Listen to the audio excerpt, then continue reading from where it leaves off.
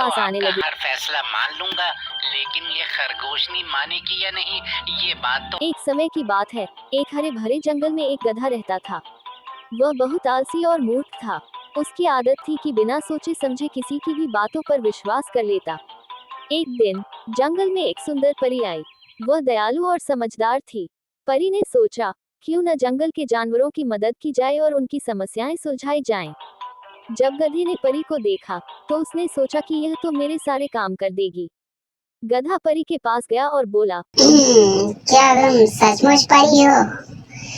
अगर तुम परी हो तो कुछ मुझे दिखा सकती हो अपना जादू? अगर तुम्हारे पास कोई जादू या शक्ति या कुछ भी है तो मैं जंगल का सबसे बुद्धिमान और सबसे समझदार और सबसे ताकतवर हूँ।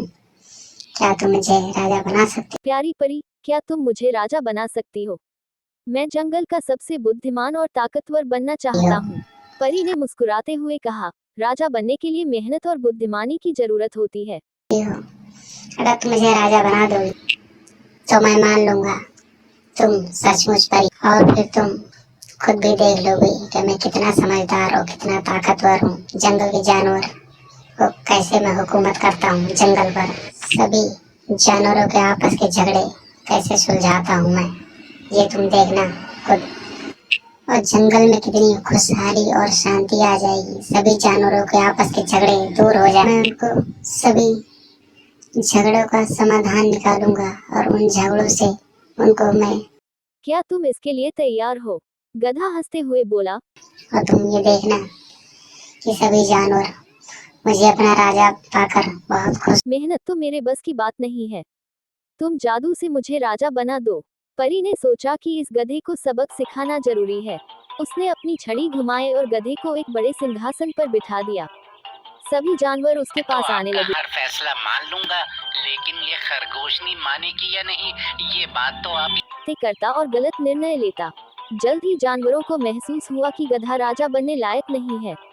उन्होंने परी से शिकायत की। परी ने गधे से कहा, देखो, बिना मेहनत और समझदारी के कोई भी बड़ा पद संभालना मुश्किल है। गधा शर्मिंदा हुआ और बोला, परी माँ, मुझे माफ कर दो। मैंने बिना सोचे समझे राजा बनने की मांग की थी। अब मैं मेहनत करके अपनी गलतियों को सुधारूंगा। परी ने गधे को उसकी असली हालत में लौटा दिया। उस दिन से गधा मेहनती बन गया और दूसरों की मदद करने। सावधान रहना होगा। अनजान जगह पर हमला कहीं से भी हो सकता है। ऐसा बोल सियार और शेर के बच्चे पूर्व दिशा की ओर निकलते हैं। वहां पहुंचते ही उन्हें दो सियार दिखे।